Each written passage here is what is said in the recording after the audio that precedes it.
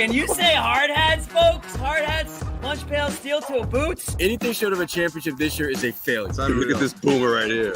You've just got so much talent here. Somebody said we need to apologize for Jalen. Can I quote it, John? What are we apologizing for? What did we say? What did we do?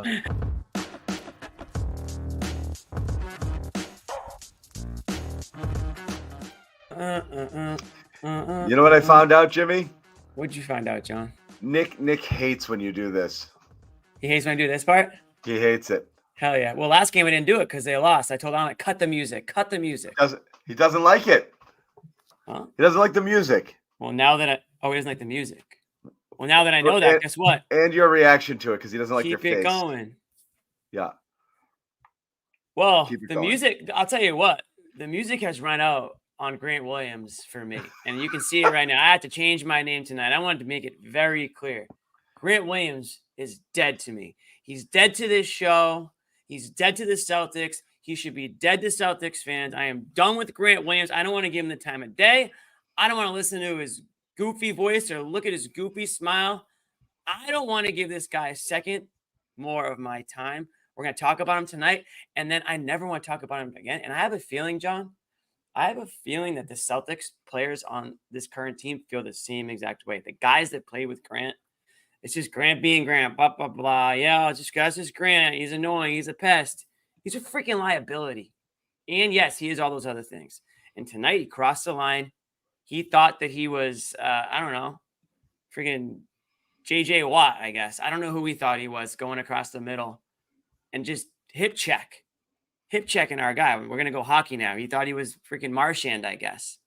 Hip checking our guy Tatum to the floor for absolutely no reason at all. Allegedly, they said before the game that Grant was saying how the guys were going to go over his house and have dinner. No, they're not. They never were, first of all. And now they definitely aren't. Grant Williams dead, gone, and I'm gonna make Bobby say it because Bobby's got his Grant Williams pom poms out wherever he goes. So I wouldn't be surprised if Bobby's got him out tonight in Charlotte. But you know what? Not anymore. Not on my watch. So here's the Grant Williams thing, right? It's like you have guys that do shit, right? This has always been Grant's problem. You have guys that do shit, and you're like on other teams. And you're like, you hate him when he's on that team, but you love him if he's on yours. Grant Williams is one of the guys who you hate in both instances, right? Yeah. And so, like, that was always his problem is, like, I mean, the Jimmy Butler getting in his face. Oh, now I'm soft. Now I'm soft, I guess, because this comment. He said, Jimmy, I never heard you be so soft. Joe, can I tell you this? Fight. I tweeted something that people are losing their minds. I hated that Tatum ran away from it. That's not my number one takeaway from this. I hate that Tatum got up and ran to the free throw line like this. It's because it was Grant. What's he supposed to do? There's zero risk of getting punched in the face by Grant. Just run up to him and be like, what the f*** is your problem? But everyone loves that Joe Mazzulla wants hockey fights in games and that Jalen was staring him down. So it doesn't matter. That's not the takeaway. The takeaway is this. Grant Williams sucks on your team or off your team. And again, I bring up the Jimmy Butler thing where he gets in his face in the Eastern Conference Finals and everyone's I didn't hate that as much. I'm saying the team didn't like it. The team was like, dude, not you. Like, please shut up. Like, he's always that guy. He does stuff and they're like, Grant, less of that. Less of you. Social awareness is not quite there. Zero. He has zero awareness, and that's his problem. Is he's like, I'm gonna go back to the locker room. My team's gonna think I'm awesome, and everyone will be like, dude, what the fuck is your problem? Yeah, man. Like why'd you do that? And then he's gonna be like, so guys, hey, where are we gonna go? We're gonna go get some big gulps after this. What do you guys want to hang out? And they're gonna be like, no, F go you. to the Red Lobster? No. Yeah. It wasn't even close. Like. Rightfully so, flagrant 2, ejected. If you want to be a pest, be a pest. You want to get under guys' skin, get under guys' skin. I get it. I understand that. But if you're just going to blatantly do cheap shots out there, and yeah, I know Mazzulla made some news earlier this week, joking, I think, about bringing fighting back in the NBA. Listen, I love physicality in the NBA. I wish it was there more often. But it's got to be above the belt. It's got to be, real physicality, basketball type stuff. And right now it's not allowed. So you can't have some guy just going around like he's, some Halloween villain. We're going to get to Halloween a little bit later. but like he's Jason, just walking around the court, just hacking people. You know what I mean? The report from Charlotte just in from Bobby, staking out for Grant. They said he's getting treatment. Okay. Treatment on what? His hip for freaking hip checking Tatum? The guy, I almost feel bad. I actually do have empathy, and I almost have empathy for the guy, just for all the reasons you said, John. He just doesn't get it. He's just like he's fringe guy. He's fringe guy forever. He's always going to be fringe guy. He's like, hey, man, is it cool if my buddy comes to the party? He's chill. Freaking Grant Williams walks in. Not chill at all. Ruins the party. Everybody's like, who brought this guy? He sucks. And like, he's like standing on the table and just doing a bunch of weird shit. Like, that's Grant Williams in a nutshell. Now we see him on a basketball court. But listen, you just can't. If you're the Celtics, and again, if it was anybody but Grant, I guarantee you there would have been problems. But it's just like they probably feel the same way I do. It's just like, Grant, like, what the hell, man? Like, what's your problem, dude? Like, go away. That's just where I'm at with it. So he's dead to me. That's it. I'm done. So again, this is a microcosm of everything I didn't like about Grant. But like, it was like, I don't know that anybody else can. It's very on point for Grant. It defies logic and explanation what he was thinking there. Like, Tatum's his guy, and he just ran full steam and just hip checked him. And then the guy who had my favorite thing about him, he's on the ground. He's like, yep, that one's on me. Like, no shit, dude. Yeah. No, we all saw it. Yep, they didn't miss that call. It's me. It's not this guys. It's me. Unfriggin' real. So didn't even try to even attempt to reach for the ball or anything. I can't figure out. I hope that he does talk. I hope he's not a coward and doesn't talk after the game. I hope that they talk to Tatum about it. I hope they talk to Tatum was his I mean, he was Tatum's +1. That's how he got into shit. I don't know what he's doing now, right? He was fringe guy at the white party. Absolutely. He was. I know. I thought didn't we figure out that he was the limo driver and that he just like went in to use the bathroom or something like that? Yeah. At the all white party. So can't wait to hear it. I know Derek White on the way out was talking about it being Bush League. It is Bush League. That's what it is, and that's why I'm just listen. We all know Grant. Everything was Bush League. It was Mickey Mouse nonsense. What's funny is I find it way more funny than I am enraged. Like, I know you're like, he's dead to me, but the whole thing to me is like, I'm just done with it. I'm just done with it. I can't get in. I want to get in his head and understand the why. He's not like villain status, obviously. He's just Grant. Like, he's just like, you're annoying. Go away. I'm done with you. You're dead. You're gone. It's Joe all fun and games until you hip check your MVP candidate. We have some Missoula. I don't have the sound yet, but I'll just quote from it. Missoula liked how Tatum reacted to the Grant Williams foul. I did not, but that's okay. I'm glad that he's fine. I'm not making that the story. I would have liked to see Tatum get in his face and be like, what the F is wrong with you? He got up. He got right up, though. And that's Missoula. Missoula, by the way, who was advocating for fighting a day ago. Joe Missoula was advocating for actual fighting being allowed in the NBA. I'm glad that he's fine. What I like most is he jumped right up, didn't lay around, didn't really phase. I'm happy he's okay. I just like how he handled it. It was great. Okay, whatever. Well, because you're taught to get up. You don't want to be down on the mat, and then all of a sudden you're in a rear naked chokehold. Well, yes and no. Really, you're supposed to stay down because you're only supposed if you're ground game. No, you're supposed to stay down to make it seem worse and draw the foul. You're supposed to overreact. I'm thinking fighting. Sorry. No, but I'm saying the actual smart play to do is to lay on the ground, writhe in pain, and that's how you secure the flagrant 2 and the extra shots. Tatum getting right up actually lessens the team's opportunity of doing it. Again, I'm not making this about Tatum as well. I just wanted him to see him. I wanted to see him smack Grant. I wanted to see him smack Grant in the face, or at least get in his mug and be like, dude, who the F do you think you are? Like, Grant Williams got to get away with that. I hate that. I hate it. And honestly, I hate that Jalen gave him a little stare down. Your best play. What are we talking about here? We've gone crazy. Like, Your best player got smoked. Somebody's got to get in Grant. We need frontier justice. Somebody's got to do something there. That's why tomorrow night's going to be a little interesting. They all know. What do you mean I sound silly? Are you guys crazy? This is how this works. We don't sound silly. I think we've never been more clear-minded in what we're saying right now. I hate that nobody got in there, but that's okay. I don't want him rolling around the ground like a little soccer player, John. I'm glad that he got up. I hate that nobody smacked that little. Grant Williams gets to get away with it. I hated that. Hated it. Imagine Jokic. Jokic. One time that happened, he ran back and trucked Morris. Literally, an entire nation was afraid of Jokic after that. Anyway, if somebody on the team that wasn't teammates with Grant, everyone, if not Tatum, everyone. I might have taken it out on Tatum. Everyone should have jumped in there. Yeah, anyway, I think so.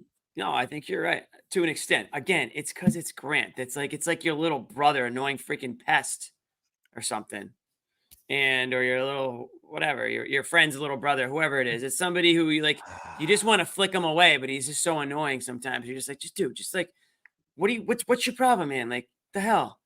Like, that's kind of what it is. And yeah, Grant took it a little bit too far, and that's why I think Brown was probably just stared at him like. No, I would have liked Brown to walk right up to him, at least get in his face and be like, "Are you fucking crazy? Like, yeah, what is your problem?" And so, like, Grant, we know Grant. Grant is insane. Queta should have done something. Queta doesn't give a shit about Grant. Queta did everything. I know. He should have done something in that moment. He did everything. He literally, Jokic ended Morris's career. He's never the same after that. He literally ended his life. That would have been the end of Grant.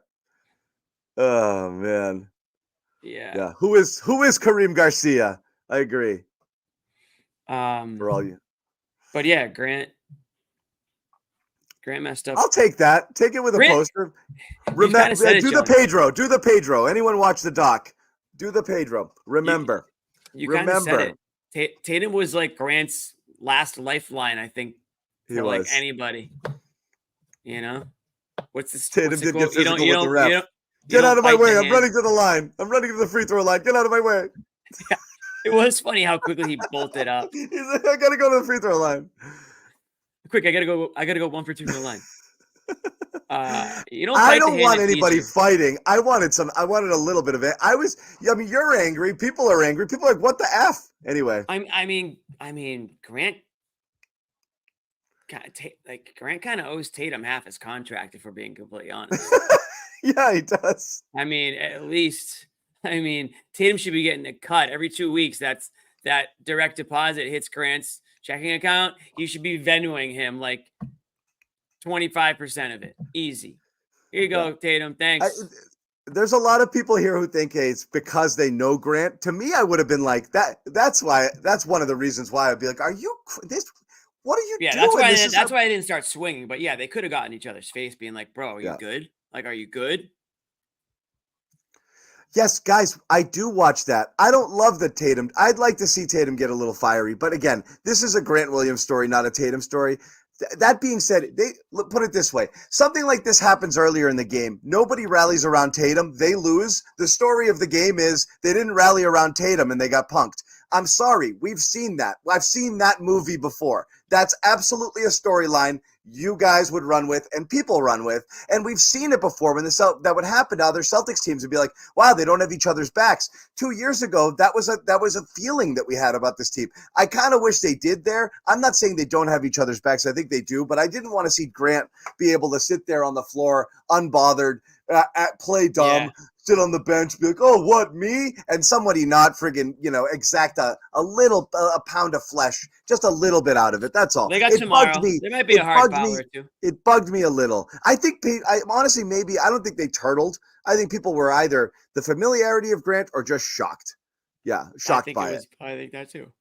I think it's just like Grant. What did Grant just do that? Are you nuts? But imagine that some friggin' lunatic just throws himself into your best player. I can't believe that. I just can't believe that happened. Wait, I lost you, Jimmy. I muted myself. My bad. I said it's Okay, bizarre. good. How long have I been muted? I've been talking for the last 10 minutes. 4 seconds. Okay. 20 minutes. Anyway, the whole thing was it's bizarre. bizarre. The whole thing is so is. bizarre.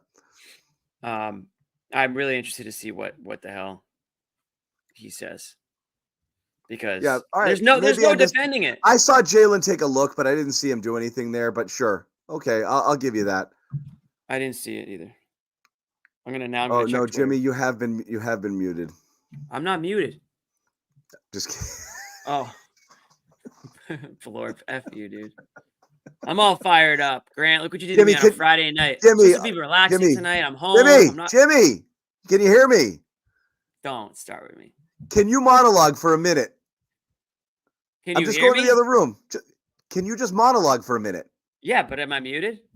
No, I wouldn't do that. That would be great, though. If I left you for a minute, that would be great theater. But I'm not doing that. You're on your own.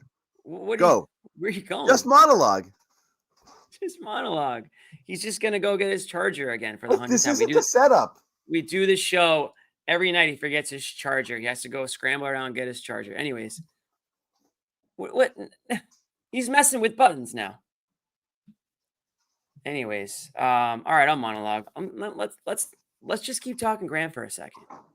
And why I do have a problem with this.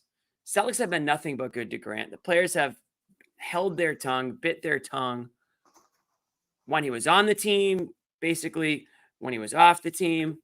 And this is the way he comes back and kind of pays them back here is with that hip check to their star player. So I don't like it at all. I'm fine with the way Tatum reacted. Hey, John. I'm fine with the way Tatum reacted, unlike John a little bit. I feel like what's he going to do in that for it on Twitter, but that's okay. Yeah, what's he going to do in that situation? His hands are kind of tied. Again, it's a guy that, listen, we're kind of joking. They are friends, obviously, in some capacity, clearly. But dude, friends do stupid things to friends, and it does stick with them. It's not like it's just water under the bridge every time your friend does something stupid. And Grant did something stupid there. And maybe it was the heat of the moment, and maybe he didn't realize it, what it looks like. And he's got to watch it back and be like, yeah, that was freaking stupid. Like, if he says anything less than I was stupid for doing that, or I apologize, if anything less is unacceptable in my eyes, there's no defending it. There's no justifying it. And Tatum has the opportunity to criticize him too. I hope Tatum does, because Tatum's too nice. If you want to knock Tatum for anything, it's that he's too good of a guy. Oh, good. Bobby tweeted it before sending it to me. No, Bobby. Me. Bobby. That's it, Bobby. Strike one. I'm going to make Bobby get on his hands and knees tonight and admit that Grant is a freaking jerk and that he's not a good guy. I'm going to make Bobby say that. He's been carrying his water ever since. Anyways, can you tell us what Bobby tweeted? No, I'll play the sound in a little bit. Oh, wow. Okay, interesting. Is it good? I don't know. Is it from Grant? It's from Grant, and he seems like, it's just exactly what I don't want. It's exactly what I don't want. What he should be is with a friggin' big steak over his eye from the black eye someone gave him. He should have like kind of blood running down. Showing remorse is what he should be doing. Amit's working on. We'll play it in a minute rather than me paraphrase it. It's long-ish, so we'll play the whole thing. But yeah, whatever it is not good enough. Yeah. Something like that. I'll answer questions while we're waiting for it. What happened to Joe Sway? He's working the Oklahoma City Thunder beat right now. Yeah, and he moved on Instagram. He moved to OKC. So anybody down with the Thunder, nice. Go check it out. Give Joe Sway a follow on Instagram, Joe_Sway, because he's still doing some Celtic stuff too, but he's also doing Thunder stuff. So you have to I'm telling you, I mentioned this before with Bobby, and Bobby has always, and I don't want to talk ill of Bobby because I do. No, we'll say this when he's here, but Bobby's always had an insanely inflated impression of who Grant Williams was, back from like he's going to get 20 million in the offseason to, they really can't live without him. And then obviously, they could, but it wasn't just because of the Grant thing. I always thought Grant had some value to you, but there's certain guys you just eventually someone was going to pay him more money than they thought he was worth. And it happened. I mean, he wore out his welcome. More. He wore out his welcome on the team that ended up going to the finals, that credits trading him as one of the big reasons they went to the finals. And then Grant was like commentating the game, wasn't he? Wasn't Grant like a guest analyst? So everything about Grant is clown time. Imagine this, like you break up with two girlfriends and they both go on to marry like the most famous guy in the world. Like they're competing in a beauty pageant and you're there judging it. They're the one and the two, like Yeah. Like they immediately move on to so much better than you. And like that happened to him twice in a span of months. Yeah. And they're both in the beauty pageant. The question is like, what elevated you? What took you to the next level? And both of their answers are getting rid of Grant Williams. Let's hear Joe on Grant. Good answer. Oh, good no, answer. we got Grant. We'll go to Grant first. Here's Grant Williams on Grant Williams. This is going to suck. What are you trying to do there? I think at the time of the game, that's probably what stressed the flagrant two. It was a transition opportunity, and I was trying to make a play on the ball. I did reach across his body, and probably like when you slow down the replay, it looks like I make a play, and I just kind of go after it. I think it's like, JT's one of my closest friends in the league. It's no intentional trying to harm him in any way. So it was just one of those plays where fast, full speed, he passes the ball, which kind of probably makes it worse, is that like when I reached for the ball after the fact, the ball's already out of his hand. I don't think it leads to anything if it's not escalated after the fact. If you see me raise my hand and say like I fouled him, trying to take the foul in transition, and then got helped up by teammates and walked away, I don't think anybody thought it was a malicious intent by any means, because you don't see literally anybody, everybody did running up to me. Literally everyone. D. White, none of those guys. So JB was frustrated just because you don't want to hurt your teammate and stuff like that, and I understand that. But and he hates you. There was nothing from my mind that was difficult or intentional. Did you hear anything Jalen said to you? He was just, that's what we doing, Grant, or something like that. It's more, but it's like, no, like, he knows me too well and stuff like that. It was just a hard foul, and we play him again tomorrow. It's nothing crazy or beyond the means. Good comparison. We all know JT's my guy, so nothing intentional. Except Jameis Winston is the man. Grant is a tool, clearly. Goofy. No, but he's got the same tool vibe. But yeah. I mean, Grant said a lot of words, and it all meant nothing, because it's all a bunch of Does bullshit. Grant believe Grant? Like, does Grant believe Grant? No, he doesn't. And that's the problem with a pathological psycho person like Grant might be. I think Grant might actually believe it. I think Grant actually believes what he says. That's how he can go through life being okay with himself, because he believes he's never done anything wrong. Yeah, denial. There you go. That's some great stuff. We're going to hear from Joe. We're going to get opposite response I wanted to hear from Grant. We're going to get Bobby and Noah on the show. Hey, I hate the grinning. I hate the grinning. I hate the grinning. I hate the grinning. I told you he was just going to yuck his way through it. Oh, man. Nothing there. We're boys. And give me a break. Give me a break. That's why I wanted somebody to tell him, like, no, you don't do that. Like, I'm sorry. We're not boys. Like, we're not. He's like, JB knows me too well. He's like, yeah, bro, he doesn't like you. Yeah, nobody likes you at all. You are blocked. You do not show up in his phone book. You are a green text box for a reason, bro, and he has the iPhone. Is it November? Yeah, it is. Yeah, it's November 1st. That always happens the day after Halloween. I'm looking for my ad reads, and I see. Oh, I just did one. I can do one right now off the cuff. No. First one, Thanks, buddy. Do game time. Thanks, buddy. I got it. Nah, I'm good. Your number one spot. I'll do it. Tickets. I'll do it. Code CLNS. $20 off when you download the Game Time app. You cost us money every time you do one of these. All right, hold on. No. Oh, whoops. Let's talk about we're going Prize Picks. And I was gonna go Game Time, but Jimmy said Prize Picks, so I went the other way. Best place to get real money, sports action, over 10 million members, billions of dollars in awarded winnings. Prize Picks has made daily fantasy sports accessible to you all, and it is the exclusive daily fantasy sports app of the Garden Report and the CLNS Media Network. So check it out. You can win up to 100 times your money. All you got to do, you can do it with 4 correct picks, but really you only have to pick 2. Pick more, pick less on stats, and watch the money roll in. Sign up today, get $50 instantly when you play 5. You don't even need to win. You get the $50 bonus guaranteed no matter what. All you have to do is enter the promo code you see on the screen. Bang, that's it. Flex Friday is today, guys. CLNS. Yeah. Flex Friday.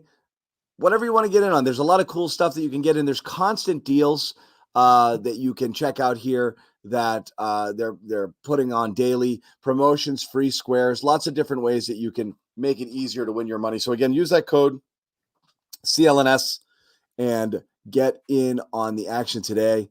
As we said, play 5, get 50 instantly. And let's tell you quickly about Game Time. There it is. We love Game Time.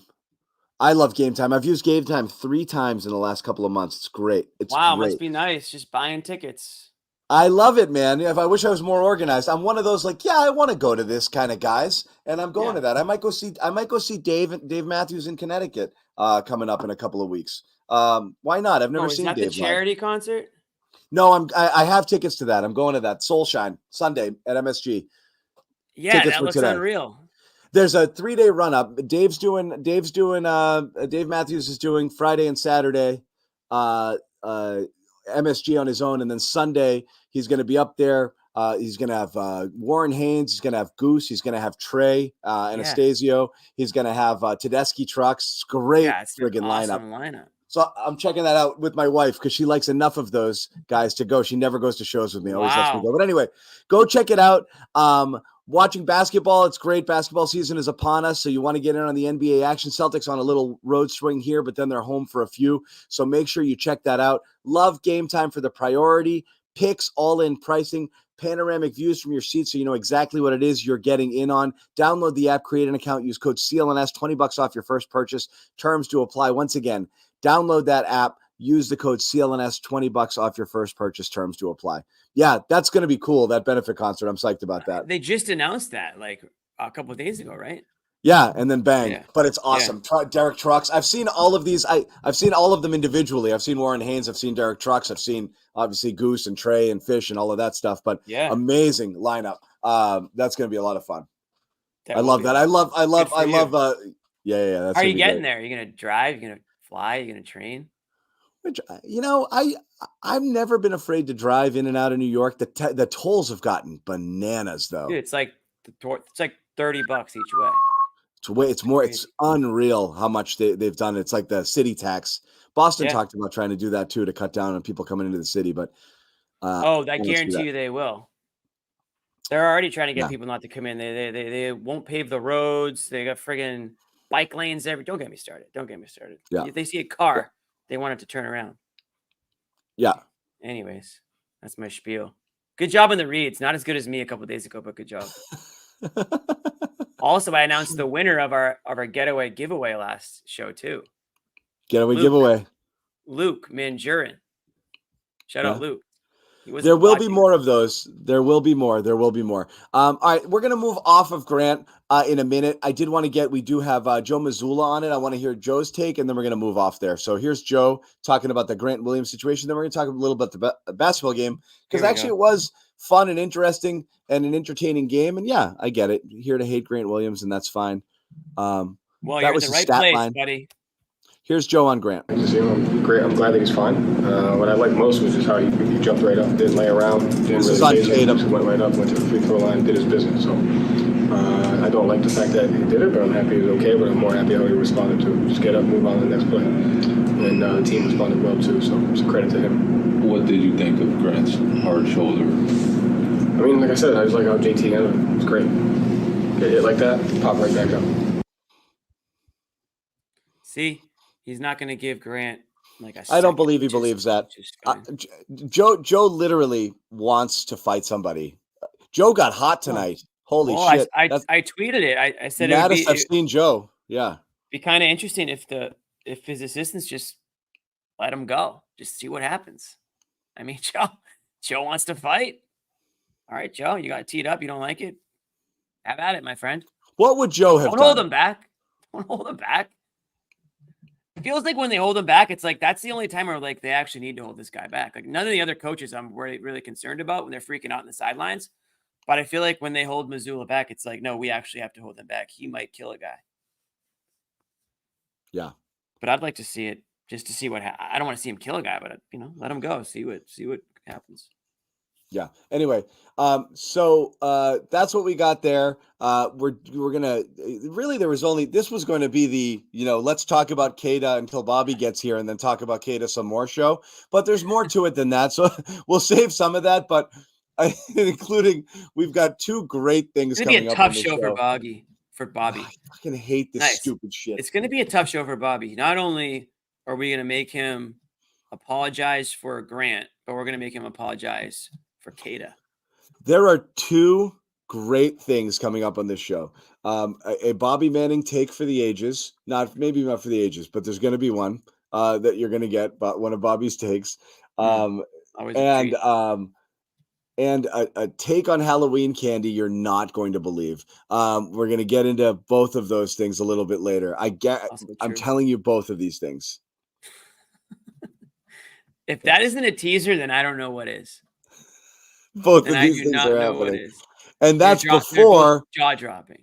Yes, thank you, guys. Thank you, Jake. Thank you. If I do this, I get balloons, right? Wait, it's your birthday? No, it's not your birthday. It's not. But I'm with Ty. Thank you for the first of the floor guys who are coming up after with Celtics late night, a can't miss show, and can't wait to get their take on what's going on there as well. But as far as the game itself goes, it's kind of interesting, right? Because it's like you can look at it and be like, so with just like they let them hang around a little bit. I almost kind of like right off the second quarter, some of like.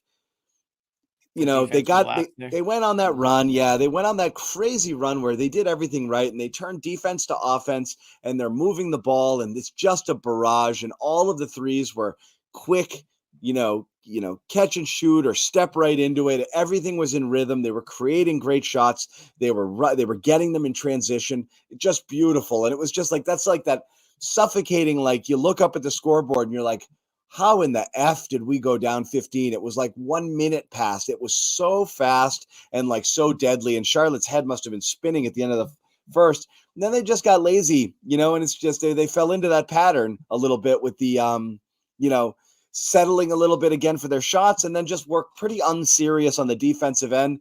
And that's going to kind of come into play here when we are having the Queta versus Cornet conversation.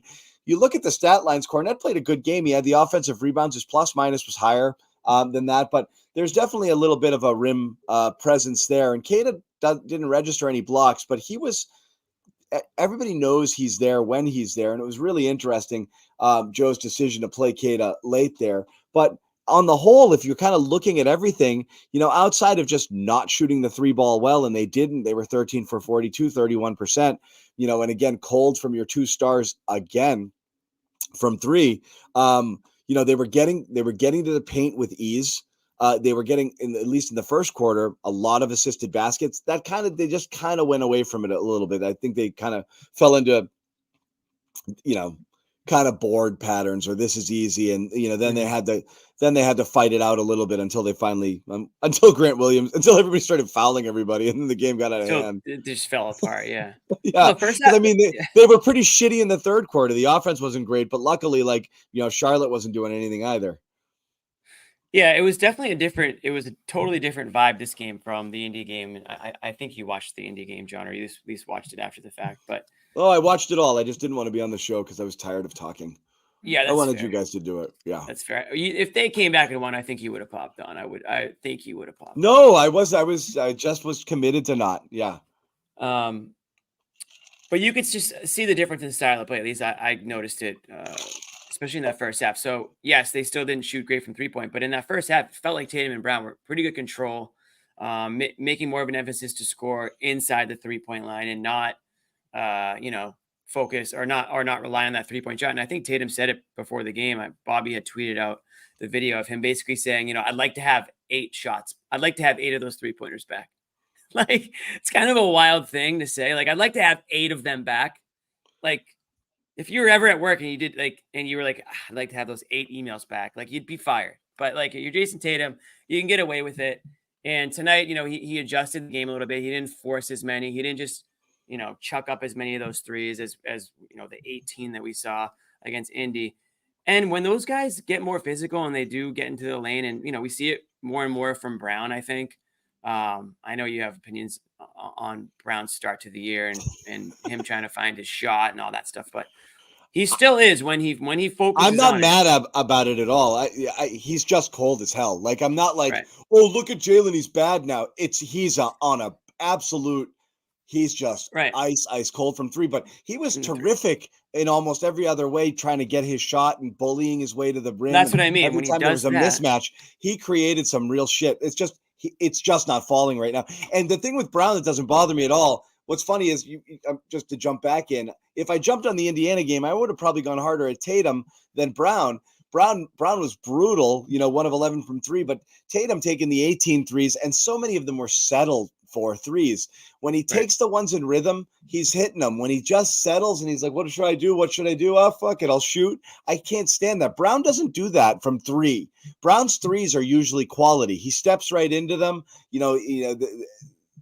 They're just not falling. If Brown forces, he's forcing his way into the basket with those difficult turnarounds, but he hits them at such a ridiculously high clip. You can't get mad about that. He's just a good, difficult shot maker. He's just cold as hell from 3 right now. Yeah. I mean, he's always been a bit of a streaky shooter, but certainly not going to stop taking them. So that's something that we're going to probably have to live with all year. I mean, hopefully that can come back around, but when he does just bully his way to the hoop, one of the more physical guys in the NBA, and a guy that you just don't want to get in his way. I mean, we joked about it on the last show. I was watching the ESPN broadcast, and the broadcasters were commenting on I think they said he put on 9 pounds of muscle, and it looked like he put 9 pounds of muscle in each arm is basically what they were saying, and it's he's absolutely jacked there. I wonder if that's affecting the shot a little bit, John. Adding some muscle to the frame. Maybe it's a little bit. It's like the Gabe Kapler effect. Gabe Kapler was just too ripped for his own good when he was a player. He'd always get hurt, but he was jacked on the Red Sox and other teams. You're not even listening, but it's a great analogy I just made. I love it. No, you weren't listening. You just faxed my dog me just like that. I did not fax your. Yeah, you basically just did. That's okay. No, I didn't. I heard a boop, which I think means Bobby Manning's trying to boop his way onto the show. See, there he is. Boop. All right, Bobby. I thought we were friends. You did think that you were friends with Grant. Is not your friend, and he's not a Celtics friend anymore. I just killed him on the show to start this, Bobby, and now you need to apologize. Hold on. First off, I did fax my dog you, Jimmy. What did you say? I was comparing Jaylen Brown's new frame to Gabe Kapler and the fact that Gabe Kapler was just too jacked for his own good. He always got hurt, but maybe it prevented him from being a better player. Maybe Jaylen Brown's new body is affecting his shot a little bit. Like we always said that was Tatum's problem last year. Oh, he's too big now. He can't shoot. No one's saying that yet about Brown. Jaylen Brown. Did we get Jaylen? Yeah, I'm sending it over now. Okay, then I'll wait for it rather than paraphrase it. Bobby, we played your Grant clip. It was just as goofy and dumb as we thought it was going to be. What's wrong with this guy? What is wrong with this guy? Something's off, right? Well, on the court, I think something. No, like in his brain. Yeah, I mean, off the court, always seems to be easygoing, joking, like good teammate, that sort of thing. And then on the court, between the complaining and just some of the more intense moments and getting, you even saw him in some teammates' faces during this game, in a pretty intense way.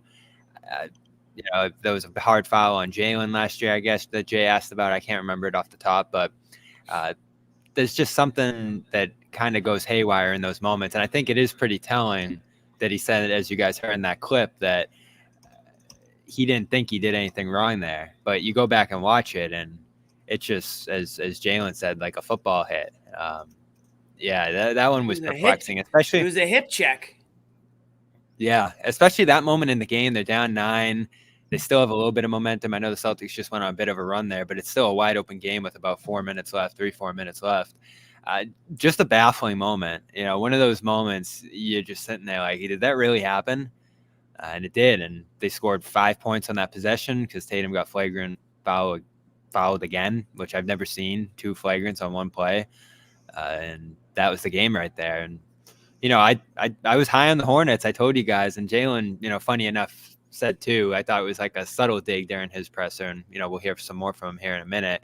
He said Lee has his hands full with that group, and he sure does. Oh, you didn't want us to say that, John? John's in another planet. Bobby. I'm following on with Jalen and looking at some other things as well. Bobby, I need you to like. I need you to tell Jimmy that he's pretty because he's mad. He's mad I didn't listen to his great analogy. So tell Bobby, he might like it. What's your great analogy? No. My what analogy? No, we're done with the analogies. Bobby, we need you to admit here right now that Grant is dead to Celtics Nation. If people want to feel that way, fair. You have to feel that way too, Bobby. I have to feel that way. He's dead to you. No, I don't have to feel that way. I'm not part of Celtic Nation. But you have to admit that what he did was atrocious. Yeah, no, it was heinous. I mean, it's not suspension worthy, but it was definitely ejection worthy.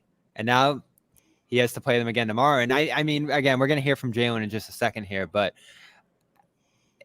even Derek was kind of shocked. Like, you know, we were all surprised. Like, we couldn't believe he did that. And, you know, I'm sure there was some annoyance with him, you know, leaving the Celtics, but there wasn't any bad blood. And after a play like that, you know, there could be a little bad blood. Baby, now we got bad blood. Famous quote. How's it going, everyone? I'm curious that you answered. No, will you say what Jimmy wants me to? I don't know. We'll paraphrase it for you, Noah, just to catch you up. Yeah, give me the just I need to catch up here. Grant's dead. Basically, to us. That's Jimmy's mad, but I think he's faking it a little bit. I find it. I think he's trying to be madder than he is for real. I'm just done with Grant. I'm done with Grant. My reaction was. Were you ever on the Grant bandwagon? That's the thing is like this tracks exactly with who I've always thought Grant was. Is like, and the analogy, what I said, Noah, is like, you have guys. This is what I said to Jimmy earlier. You have guys who are on the opposing team and they drive you nuts, and you're like, you hate him when he's on their team, but you love him when he's on yours. Grant's one of the rare cases of someone when you hate in both instances. You hate him on their team and on your team. And like I talked about the Jimmy Butler thing a couple of years ago when he gets up and gets in his face, and everyone's like, dude, even the Celtics didn't want him to do that. Nobody ever wants Grant to do what he's doing. He's a constant. He's like a rash. He just wears out. You can't get rid of it. That's he wears out. He wears out as well. Like the Celtics tolerated him, and he was propped up by like a bunch of Celtics media and fans who were like, "Grant's great." Like you turned him into something. You turned him into something he never was. It was when he put on that Batman costume. He actually thought. Oh, that was so cringy. He's the cringiest. That was the end. Oh, that was I said bad. earlier. So, he's fringe guy. Everybody knows who Fringe Guy is, and if you don't know who Fringe Guy is, I got bad news for you. So it's inexplicable. Yeah. This might surprise you, but this is maybe the most I've ever agreed with you. This really is. It might surprise you. I'd love to hear it. I'm not coming in with. Here's the thing. I don't think he's a bad guy. I don't think the foul was trying to hurt. You don't have to whisper. He's not a bad guy. He's just a. No, I specifically started whispering because I was like, I don't know where I am right now. He kicks down the door. He's like, "What did you just say?" I have to say, we did a morning interview with him. 11 minutes, phenomenal. I was like, I would love to have someone on the Celtics that I can ask all these questions to, and who's. I get why he's likable. I get what it is that the draw is for him. That play was just ridiculous. Like, it's the more I rewatched it, the more I was like, I don't know how you defend this to do that to a friend, to a teammate, whatever it is. And it's not an isolated incident. It's really not. Like, he has so many of these, just like, it's almost like he doesn't know what body he's in. That's what it looks like to me. It's like he does things that with the force and the weight that he is, you just can't. Like, Tatum could have gotten really hurt from that play. But he does things with the plausible deniability of like a we're 5-year-old. disagreeing. Okay, I thought we were agreeing. Okay. No, it's the plausible deniability of a 5-year-old who's like standing over like a jar of cookies that they just smashed because they climbed on the counters. Like, like the Grant sitting on the floor and holding his finger up, like, yeah, that was me, acting like it wasn't what it was, is so ridiculous. Right, I don't believe he couldn't control his body, and I don't believe he didn't know what he was doing. He literally was like, I'm gonna go foul the shit out of him because we need the ball back or something. He like blacks out there or something. And then he actually used that in it. He actually went like in his quote, Bobby, after the game. He's like, he did say that. I even like put my hand up to take the foul. It's like, dude, they were about to arrest He's gaslighting us. He's gaslighting us. He doesn't believe that. The cops were on their way, man. You didn't need to put your hand up. That was such gaslighting. Oh my God. Anyway. I also thought like gaslighting. Jalen and Derek could have been like, oh, that's just Grant. Like, the fact that they were kind of doubling down, like Jalen was. Yeah, of course they were pretty pissed. entertaining. Yeah. I like that. It's like being pissed at you. It's like being pissed at your little cousin or something. It's like, I kind of wish somebody got a little bit. I kind of hate that Grant walked away completely unscathed. I would have liked to see all 4 guys at least circle him and be like, dude, what? Like, you're not supposed to get away. Back and forth. Just walk him into the corner or something. I hated that, but whatever. I'm at least glad that they're. Joe wants fighting. It was for this moment. Joe literally talked about advocating actual fighting in games, and nobody. I can't believe Grant just got to walk off there and then go here and laugh his way through a post-game interview like, "Oh, we're just boys, we're friends." Yeah, and I agree. Noah, I'm glad Jalen and Derek White were like. And we're gonna have the Jalen. Did you send it, Bobby? I'm waiting on it. Yeah, it just went. We got it coming. We all know. Okay. Listen, long before this hip check, Jaylen Brown has no patience for Grant Williams. We can all see it. We can all just see it. Whether it's on the court, press conferences, whatever. He knows just how annoying Grant Williams is. Now, the thing that when we talked about this, John, briefly, is that Jason Tatum is probably Grant Williams' only lifeline to the whatever social circles exist in the NBA, is what I imagine. I mean, let's not forget, he was Tatum's limo driver for the all-white party a couple years ago, Bobby. You remember that. He showed up to the all-white party somehow. He was Tatum's +1. Yeah. He was Tatum's +1.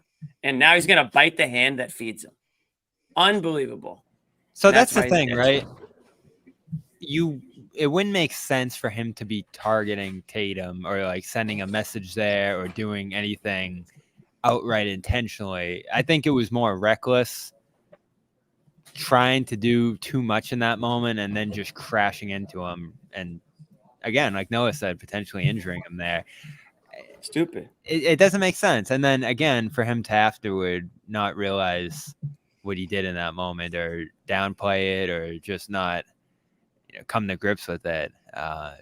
You could have probably gotten out of that if he apologized or whatever, right? Or just kind of took responsibility for it. Just that I was being reckless. Like, I tried to say sorry to Tatum there, but that wasn't quite what we heard from him. Does anybody believe this guy? I didn't like what he said to you guys that because nobody came up to fight him, basically, then he didn't do anything wrong. Like, did you catch that at the end of your guys' conversation with him? So that's why I don't said, like that because I don't think that I actually think that Tatum's reaction is exactly when Tatum is pissed off. And Gary asked Joe that. Gary was like, that's what he does. That's the trademark. Like, I get up, I stomp off. Like, that's how we know Tatum is pissed. And so it's like, you don't need to have some guy like he mentioned like Neemias didn't come up to me. It's like, you don't need Neemias Queta to come up to you to know you did a stupid, reckless play on your friend. Like, that's what kind of like, I feel like it's like taking advantage of Tatum's kindness because Tatum or anybody would just probably smacked him. Or like John said, just getting in his face, push him around. But he's like, oh, I'll just hip check Tatum. I know he's not going to come at me. We're boys. It's like, no, dude, that's not an excuse to be an asshole. It's not an excuse to be an asshole, but again, on the same token is let's flip it, right? Because this is always how you can, figure out whether or not we're viewing things honestly. Everyone's going to say, well, it's not Tatum's style. He got up and walked away. That's how you know he's this and that.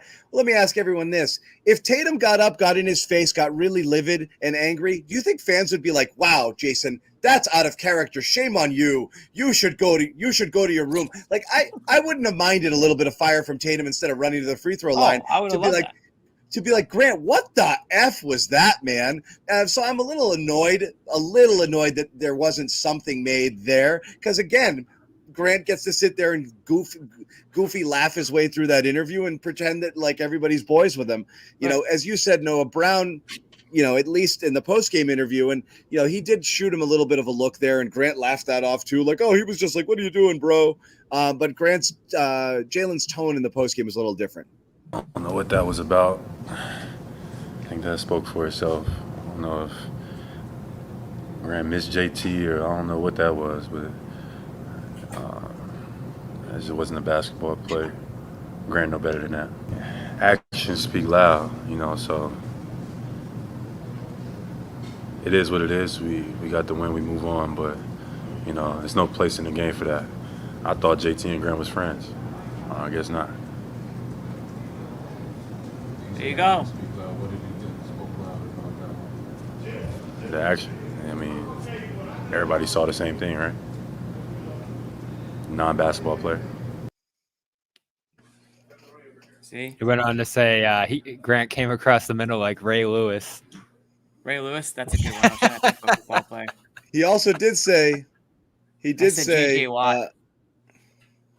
He did say Grant and JT were friends, not we're friends. Exactly. That's a good point. I was going to point to.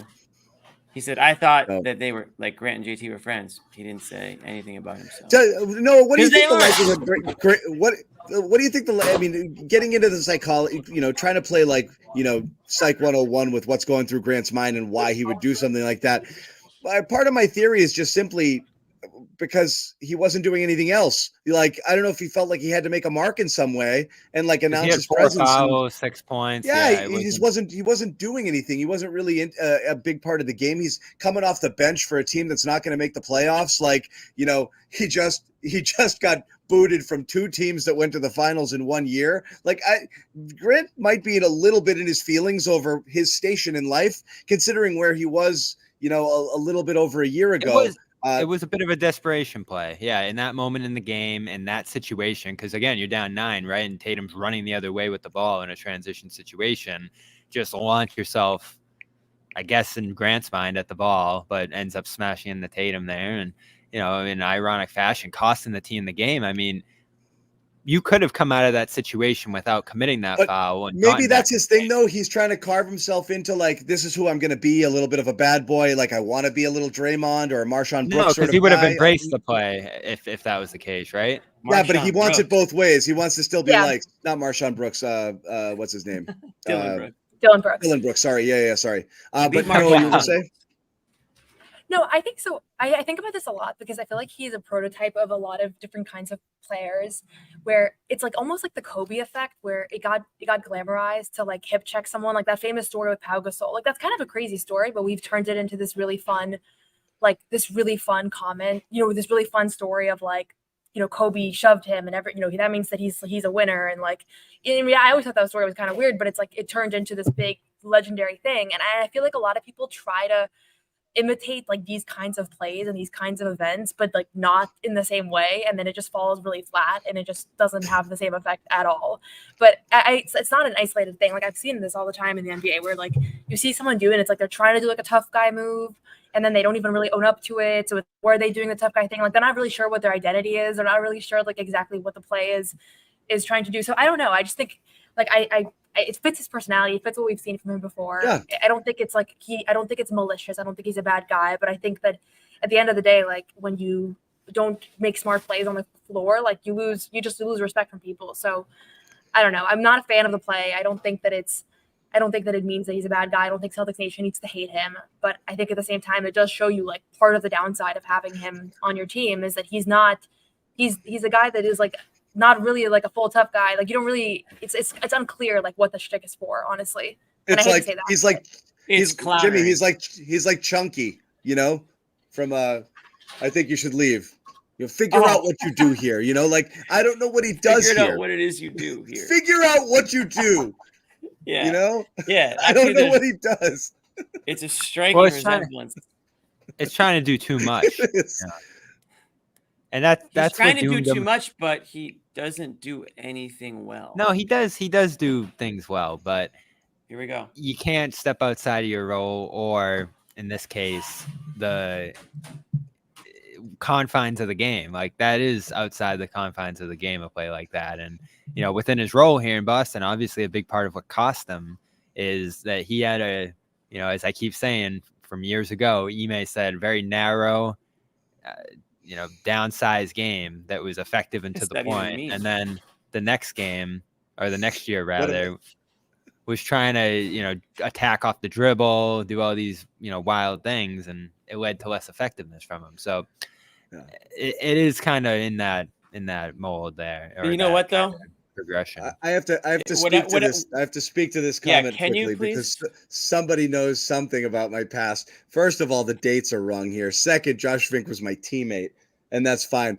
Third, Josh Fink had my back big time. Where did they pull this from? I don't know. My senior year, senior year, I got in a scrap with the high school with a kid at Weston High School, and they're right in front of their bench, and one of their guys who was a linebacker on their team, huge on the football team, huge dude, came in flying towards me, and the ref, thank God, grabbed me, and like I got to pretend I was still tough as he pulled me out of the action. This is incredible. Josh Fink is the guy who had my back. The first guy off the bench, he went flying onto the court, and had to be pulled back. So no, Josh Fink always has your back. Can we get Fink on the show to tell the real story? Is there video of this?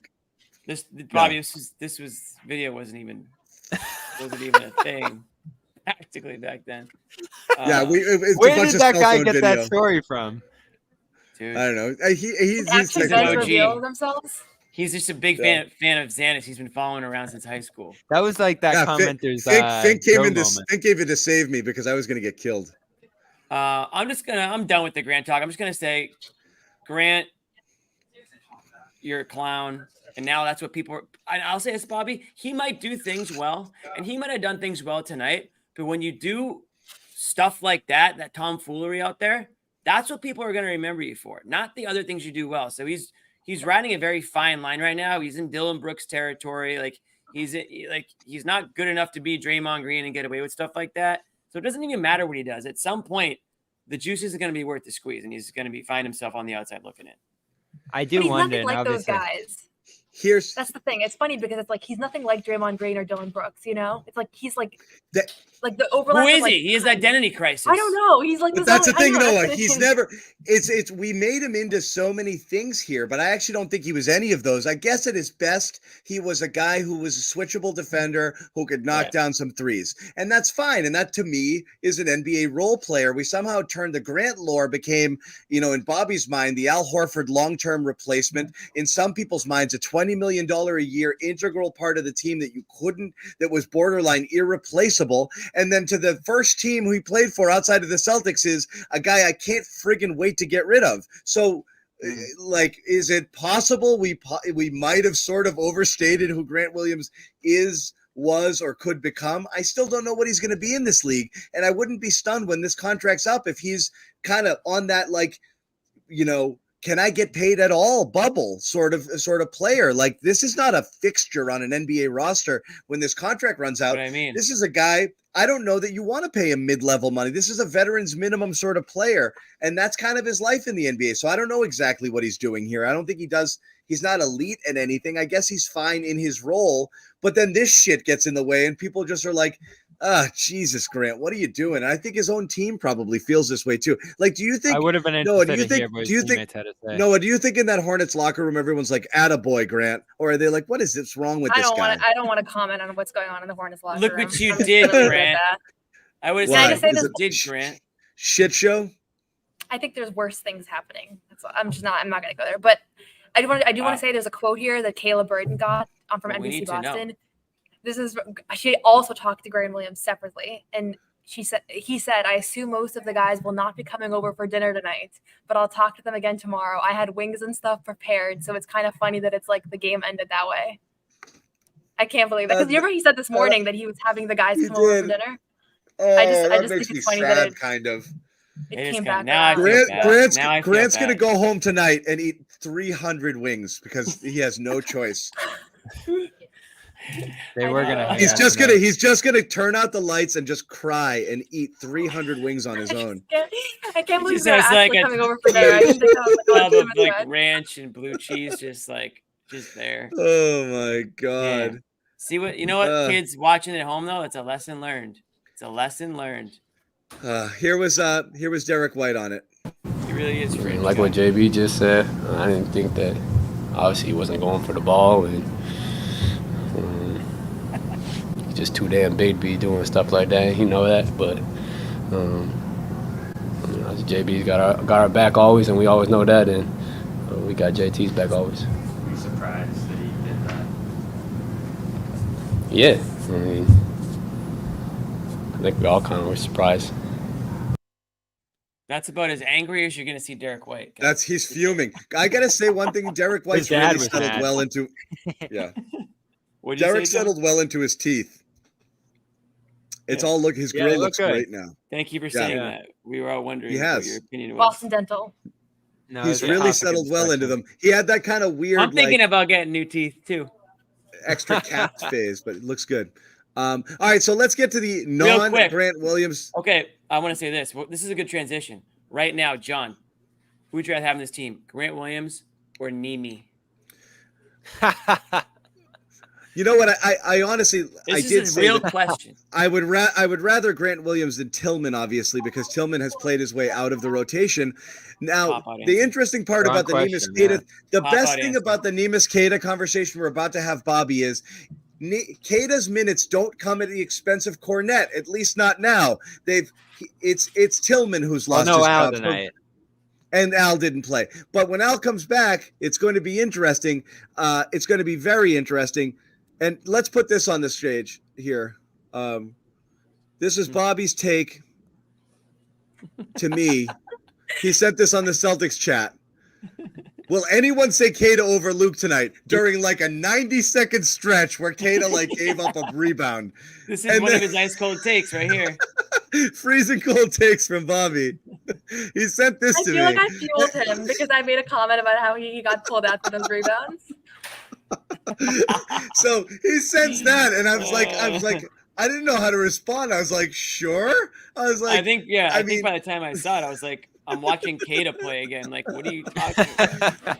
Yeah, Queta ended up closing this game. So what was also funny is right after that text, but Cornet comes in, and I was like, oh, maybe I guess Joe didn't like what he was seeing from Queta. When in reality, what was happening was Cornet came in to give Queta a blow so he could play the last 8 minutes of the game, which was a really interesting development, right? And Noah's laughing because she must have been witnessing what was going on.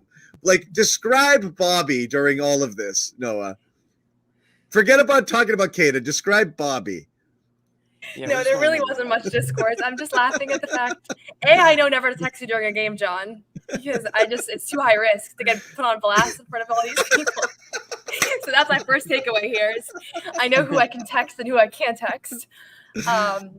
It's normally a safe space. You got a quote for me, Noah. You can say it. Go ahead. What's the quote?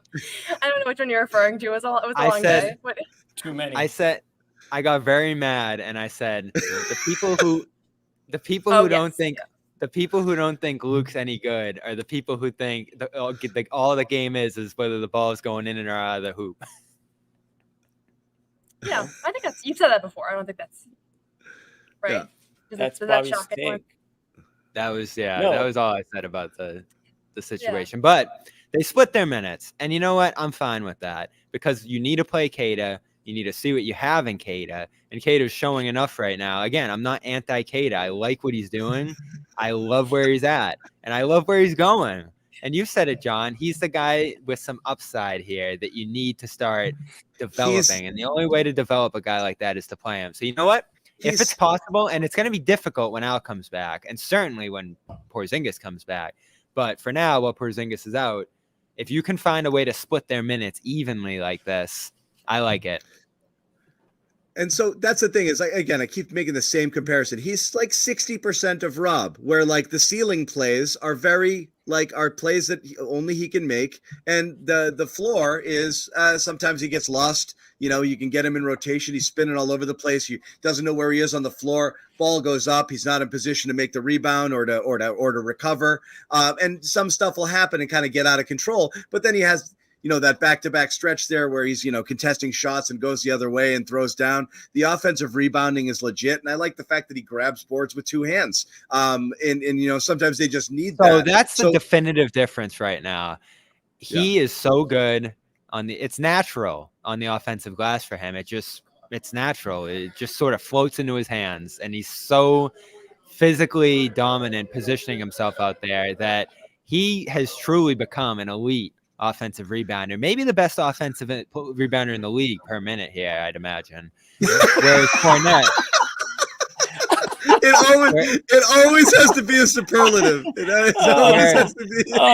As that sentence was forming, I was like, "Is he about to say what I think he's about to say?" And then he did, and it was perfect. Whereas Cornette, I think, is doing a much better job on the offensive glass, but he's missing too many key ones, and they need them right now. Again, like they're going through shooting lows. They're shooting so many threes that they're going to have a lot of total misses out there. So they got to be on the offensive glass, and they got to be turning those into points. And that's so important for them right now. So that's the one skill Queta has, I feel like, where he's very far ahead of Cornette. And it's such an important skill right now that I do think you have to start to prioritize that a little bit. Well, what Cornette, the most interesting development here. I understand why the Cornette tip outs are driving people a little crazy. There's sometimes a great play, but there's sometimes they're just unnecessary. He had one where he's like the closest guy next to him was like 6'1", and he still tapped it out. I'm like, Luke, what are you doing? I think he's fallen in love with being able to turn that. He's fallen in love with turning it into a shot. But Noah, let me ask you this: like, I used to do that too, John, and teammates would get very mad at me. No, let me ask you. It's less about what we think or what the Garden Report or what the comments think and everything. Is it interesting to you that Joe finally came around? Because the question was trust. The question was whether Joe would trust it. So it's two really interesting developments, I think, from Joe Mazzulla so far this year. He has committed to giving Jordan Walsh meaningful minutes. I know you tweeted sometime during the game, Jordan Walsh is about to enter a 1-point game with 8 minutes to play and contribute here. That's a sign of trust at that point in the game. Absolutely. And I know, he had a good run earlier and he knocked down those couple of threes, but Joe gave him the opportunity before he'd really fully earned it, at least in regular season action.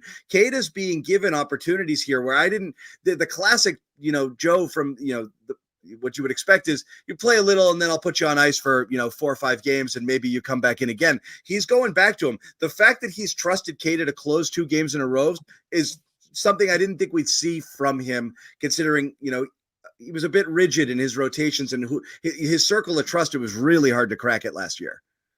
Yeah, and I asked Joe about that post game. I said Nimi and Jordan both played in the fourth quarter in a 1-point game. Do you have a lot? And he said if they're on the floor, I have full faith in them. I have full trust in them, which is kind of what you're saying here. But those two guys have made it into a place where he really does trust them for regular season minutes. Obviously playoffs are a different story, but for regular season minutes, they're just not making as many mistakes. And I think that their upside, their intangibles, their hustle, the vision with those guys is coming into fruition.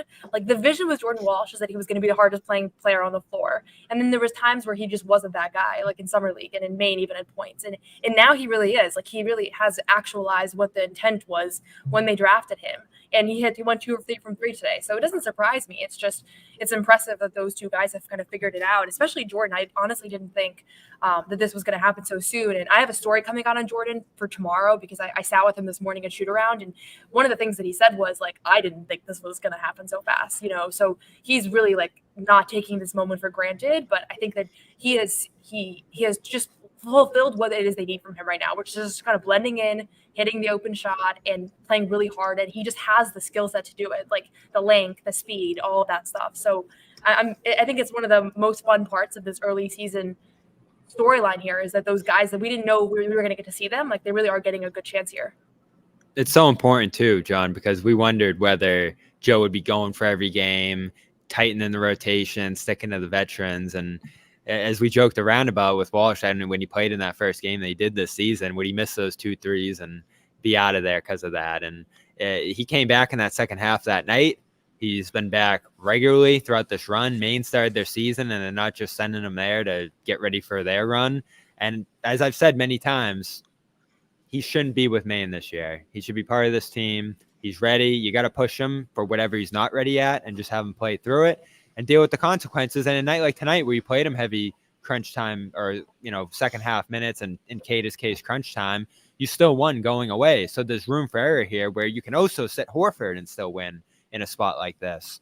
So you're not punishing your team for giving these guys chances and letting them play through some stuff. And again, with Queta, to go back to him, I didn't think he played well in the first half. Like, positioning, he came out of the game at one point after giving up a 3, really frustrated.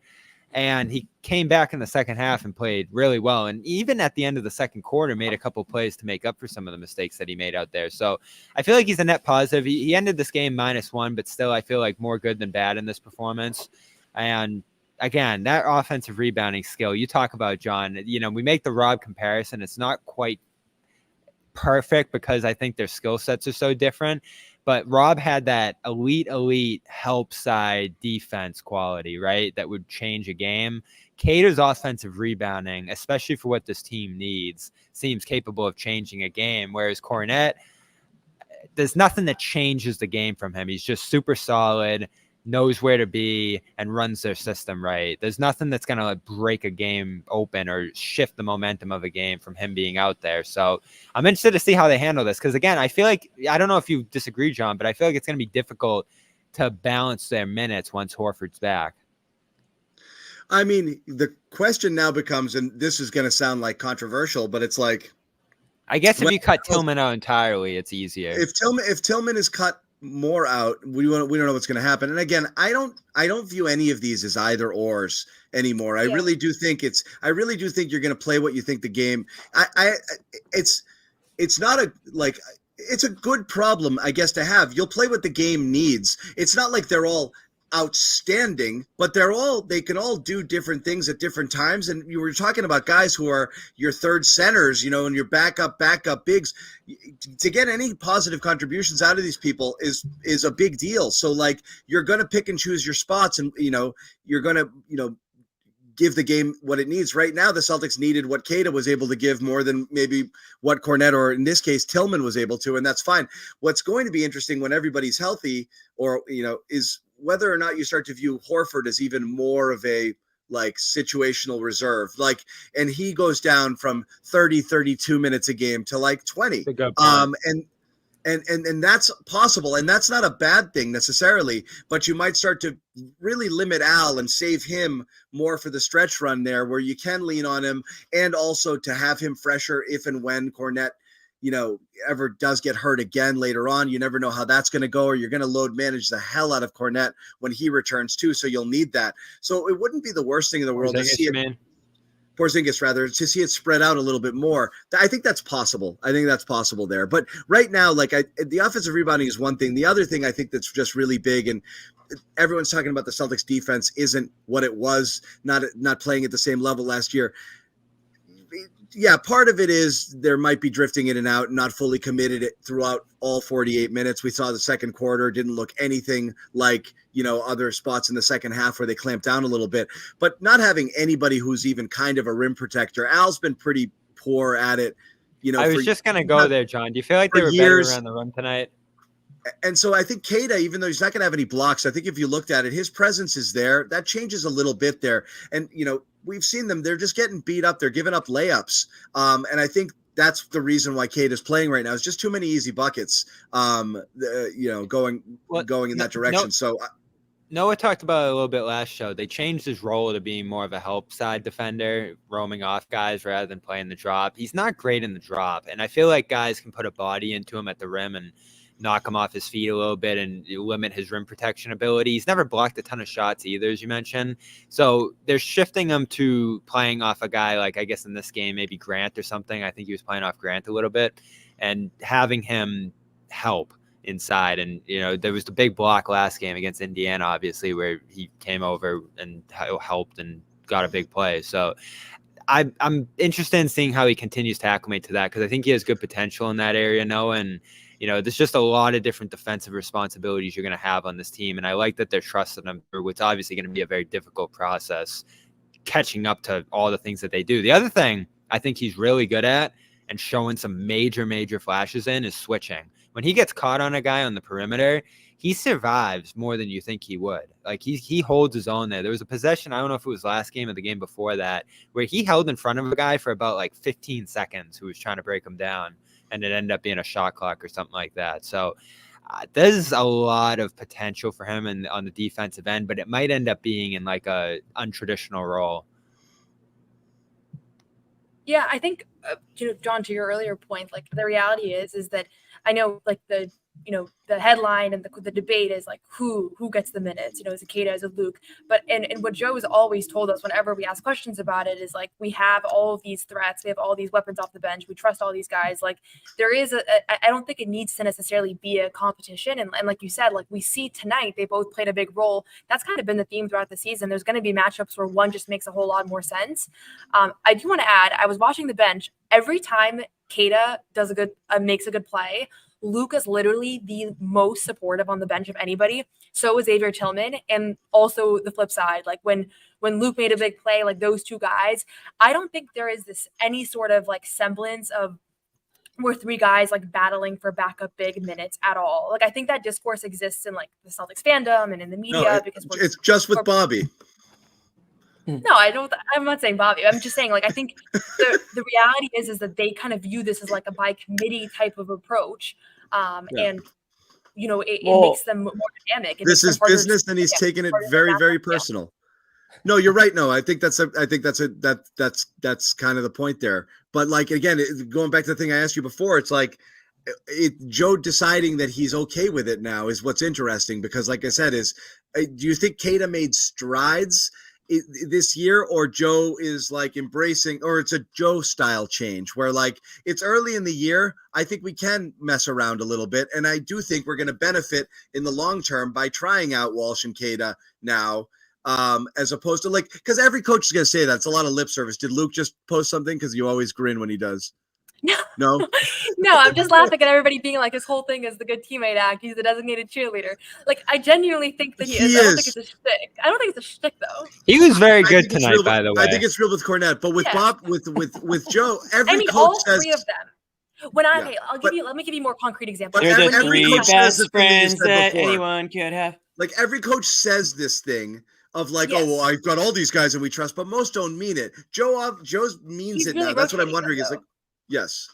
I will say, let me give one little fact. Last year when I was in Maine, I spoke to Queta right after his two-way got converted to a guaranteed contract. He said the first person that reached out to him was Luke. And Luke was like so congratulatory, was like, he's been working with me, he's been teaching me.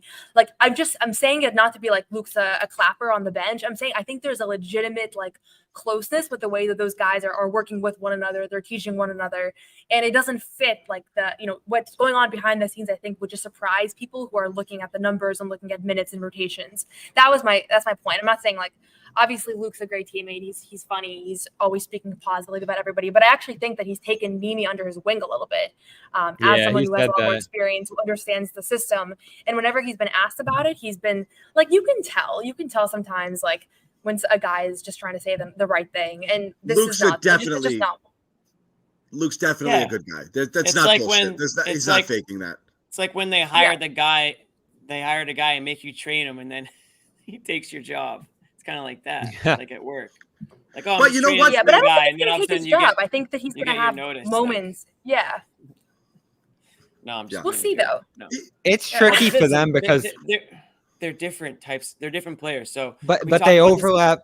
They overlap as non-shooters. So John's right, though. You can scale back Horford if you really do trust both of those guys and just make Horford a 4 who's sprinkling in a little bit with them. Exactly. But you're gonna go Don't let smaller, Horford play his 5 minutes for like to take long stints or entire games. You're just not going to let him. You don't want to. You don't accept the fact that that's what he is now, and don't put him in that position. You could close with one of the two and have Horford at the 4, or go longer stretches with Queta at the 5 and Horford out, or Cornet at the 5 and both those guys out. It's tough. You can't play them together. That's still the tough part with Tillman here, and obviously he's the ancillary story here. That no minutes in a game like this is tough to see because you want to see him become the 4. Back to the Grant discussion, you still don't really have that 4 going back to Grant that you can put out there with other bigs. So you might just have to get away from double big. And we've talked about that, playing a little bit more Walsh, trying to just stack lineups together. Hauser, as he scales back. How many minutes did Hauser play tonight with the back thing? He's 17. limited right now because of the back. I don't think this is, I think he'd be playing more minutes. So that gives you more, possibilities too, once he's back. Yeah.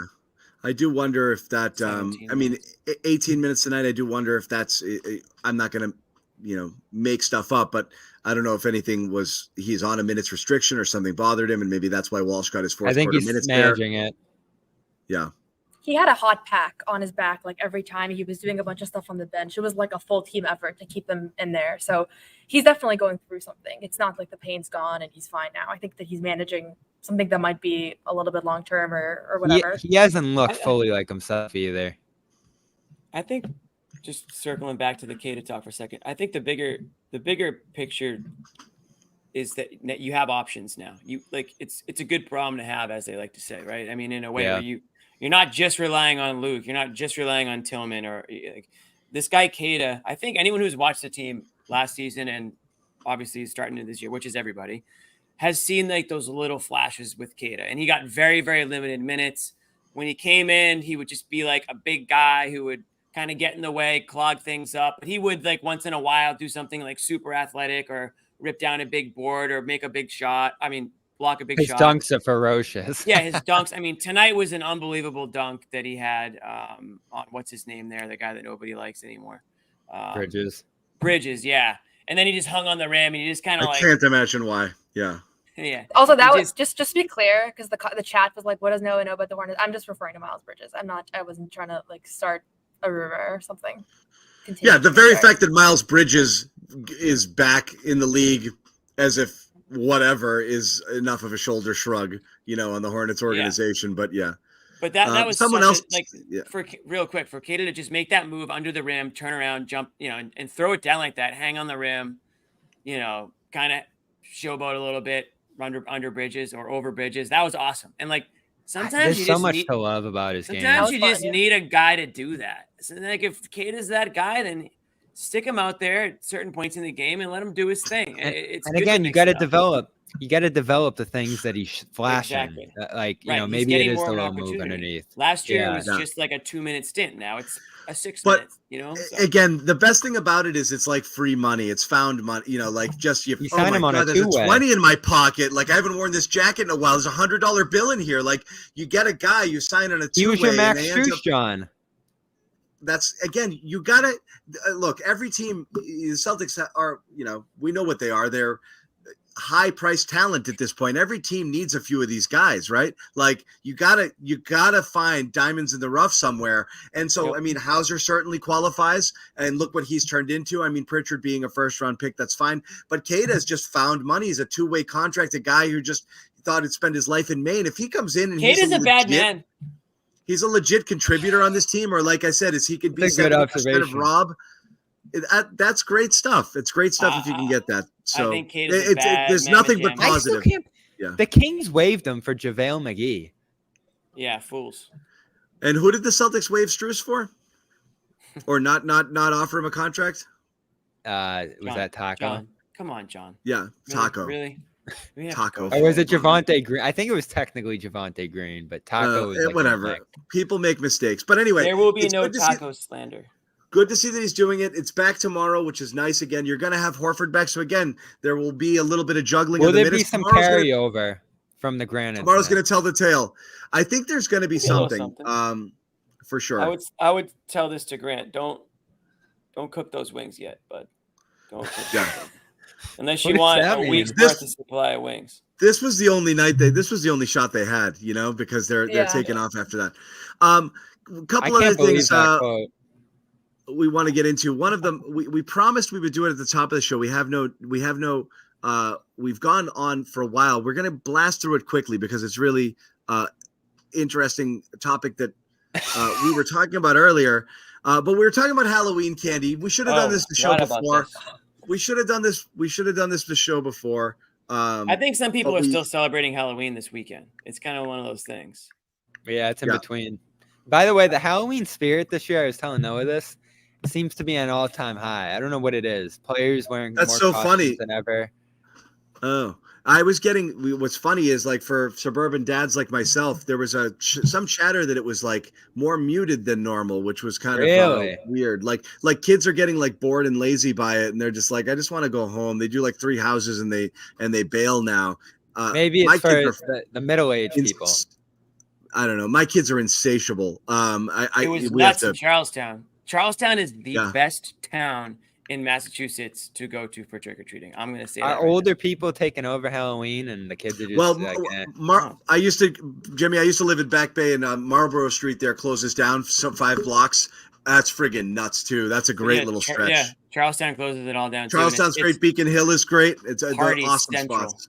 And the parents get involved too. There's some. But we're having the very generic trite conversation about best and worst Halloween candy, which is just very revealing about people's personalities. So we figured we would ask the Garden Report crew and get a take from what they wanted.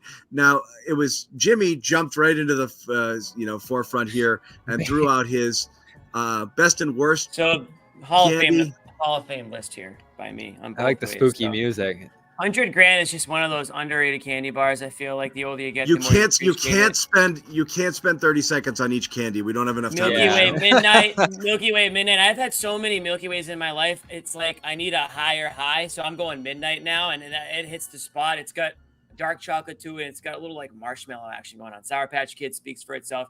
You got to have like a sour thing in there somewhere. Reese's Cups are like the OG, especially at Halloween with the color combo.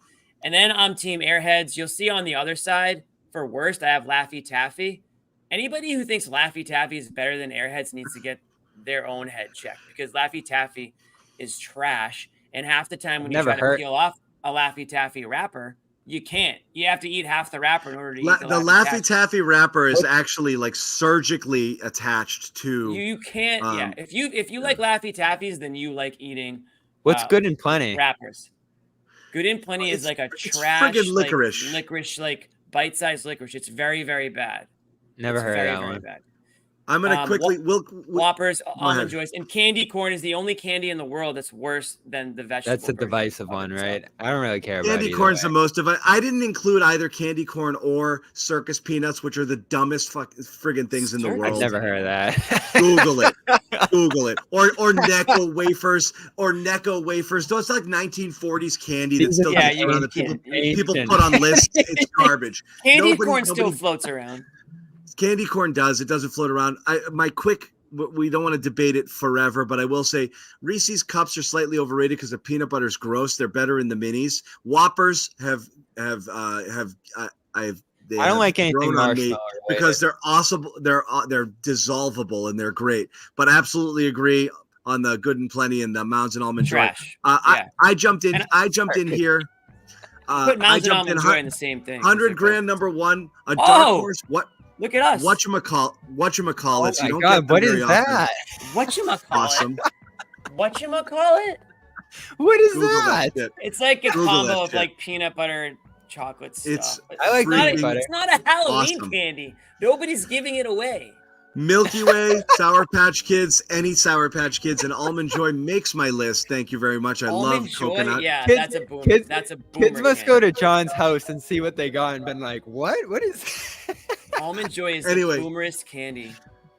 Twizzlers literally taste like nothing. Three Musketeers, again, what the fuck is in that? Nothing. What is in the middle of those? I hate to say it. It's bottom tier candy. It's low class. It's for sure. brutal. Tootsie Roll. Bottom Decide shelf if you're candy. chocolate or what, No, whatever. yeah, not crazy about those. Charleston Tootsie Chew. Rolls. What is nougat anyway? And like marshmallow flavored nougat. And I threw on. I Don't actually go like a down that Charleston. road. I Don't like go a down that Charleston road Chew. again. I threw on actually like a Necco Charleston. wafers. I Necco threw on wafers. Necco We wafers. talked about Bobby, nougat for like 40 minutes Those are last year. trash. Bo- Those are definitely trash. Bobby was like, I don't really like candy. And we're like, all right, weirdo, just give us your Yeah, candies. just shut up, And he Bobby. throws in Reese's Cups, Kit Kats, M&Ms, very Nestle Oh Crunch, my god! Snickers. It's like AI was like, "Hey, if you're an alien, what is the candy that you like?" This is like what you get in the most generic candy bag that you buy I'm at not thinking CVS. about circus peanuts. This is like and- an alien lands on Earth. And he's like, "What do humans like to eat for Halloween?" And he comes up with Bobby's list. Yeah. Yeah, Worst I mean, candy, not very bold. Skittles. You don't like Skittles? So Skittles, I knew that was gonna come up. I ate so many when I was younger that now I don't like them. I had too much, so now I'm done with them. Oh, that's like me so with Southern Bobby- Comfort. I can't smell it. Yeah, All the fruity stuff, Bobby that happened to doesn't me with like hot here. chocolate too, by the Jo- way. Dots, Swedish Fish, Twizzlers, gummies, they all Wait, dude, taste they all taste like Swedish- nothing. Swedish Fish is great. Dots are Yeah. a waste of time. Dots are Yeah. trash. Give you that. Twizzlers. Yeah. I like Twizzlers. Everyone's hating on Twizzlers. So Bobby, fine. Some people like his list. I He didn't tried. take- By the way, do I'm people gonna like take- gummies? I don't even I'm know if glad that's a that- Halloween. I'm glad that. Yeah, we Kit like Kat gummies, made it. Bobby, but I mean, you got to be more specific. Yeah, weed Alright. gummies. I don't even know what gummies are, but anyway. Yeah. So Be okay, more fine. specific Bobby next doesn't. time. Bobby doesn't take any risks. We know Noah's going to do something cool and fun and exotic here. I'm excited It's for going to this. bring it home for us. And what? Let's look at Noah's list. Let's check. What the? What's hell? going on? What the? What That is is the that? worst. I was That is the worst Stop. Halloween candy bag I've ever Wait, seen. Amit, did you forget? Did you forget to put Noah's candies on there? John. I was that's confident my texts were gonna appear on the screen here after the way you outed Bobby earlier. So I'm never. just relieved This to is. see a blank. A No, blank you have. screen. I won't do you that. have the floor. That's not what There's happened. no floor. Listen, Noah! I've never eaten candy. I've never heard of any of these candies. I have not tried. Never heard of 99% the M&Ms? things. Wait, why am I the whole camera? No, Give we're her the not big doing screen that. No, and the please. apology cane. Okay, it's not my Yeah. fault. It's the way I was We might have to raised. do this whole thing in an apology. Talk Ken. to my Yeah, go ahead. parents. I was raised to not eat candy. We would go trick or treating. I'd get my candy, and I honestly don't know if I even realized that they were for eating. Like my siblings and I, we'd trade them. We'd have but I didn't know. I never ate them, and so Nobody said, "Hey, what's inside one of these?" to this things? day, I do not eat candy. It's not like a No- super health thing. Like I'll eat a baked good. Nobody was Bobby like, loves what do you- baked goods. You Yeah. guys are I like do trading love a bunch baked of. goods. You guys are so I like just trading a bunch never of I just candy never at tried them. Halloween. And then it's if you're when you're 25, it's not let me try my first Twizzler. It's why would you want that? It doesn't look appealing. So you know? that's where I was. That's where I was kind of at too. I don't get excited about candy anymore. Bobby, this isn't about you. You've had candy. Noah's literally saying that she's never opened up It's a just- bag of M&Ms or something. Yeah, I don't know what it is. So if you were gonna try one, what would it be? You guys can slander me. It's okay. John asked. Not This is slander. I this will is not slander. No, I'm saying the yeah. people in the chat. The people in the chat. I'm saying this is not a sensitive spot for me. You guys can make fun of me all you want. It's just a reality. It's my life. If you were worse gonna things. try, This. if you were gonna try one, what would it be? Yeah, Well, I like these caffeine bars. You know, the caffeine Oh, bars. God. So so those are chocolate peanut That's butter. So I not- feel no, but I'm Oh, saying okay. chocolate peanut butter is the taste that I like. Yeah, that's what I was gonna say. I think Reese's is the one you got. So you've with. had Yeah, chocolate. so- You've had peanut butter. Have you ever I don't know, thought about Accidentally tripped and smashed mixing them together. for a second? Yeah, I don't know. Yeah. Have so you ever had a chocolate chip? I've never had a cavity. I don't know about you guys, but That makes great. sense. you I don't know, have one healthy tooth in my mouth. So There you let me go. ask you this. I don't think You've there's never- yeah. You've never had candy. Have you ever tried soda? No. I have a feeling. I've had I have a soda, feeling. a mixed drink with soda, but I've never just soda. So you'll you drink know? soda if How about there's a- alcohol in it. How about a Big Mac? No, I'm vegan. I was raised vegetarian. Always? I was raised vegetarian. Okay, now it's Okay. starting We to gotta out too stop. much. Now Too we're much. I've never Too much. I've We're- never too many tasted questions. meat. John I've never had to go Too much. burger route. Too much too soon. I was kind of out of left field. Too much too soon. You know, We're gonna just do it. We're gonna do a ranking. My We'll do full-time another job, ranking. Up until 3 months ago, I was a vegan lobbyist. I know. I So, mentioned this on my show, but You know, you're not missing much on the Big Mac. But I front. will say this, Noah. I'll say this. As why an is it adult, so upset? No. well, first of all, it's just word to it's the fine. wise. It's You can't fine. look at the It's chat. fine. You can't look at the chat. I know. It's I fine. should. Can't look at They've the said chat. a lot worse about me, and I have had candy. But right now, it makes sense because candy's terrible, and it's like not like health wise. Like the candy we grew up with as kids is not good. Like we're older, we're grown ups. We can afford We're you in can go too get a deep. nice piece of. You can go get a nice piece of chocolate somewhere and not eat like something that doesn't even taste like chocolate. It's just straight sugar. But it's that weird, like, takes you back to when you were a kid sort of vibe with that candy. But like, I don't like any of these things like the way I liked them when I was like whatever. So at this point, Yeah, John, you're jumping an in with adult both feet and just starting to eat like Snickers and shit is weird.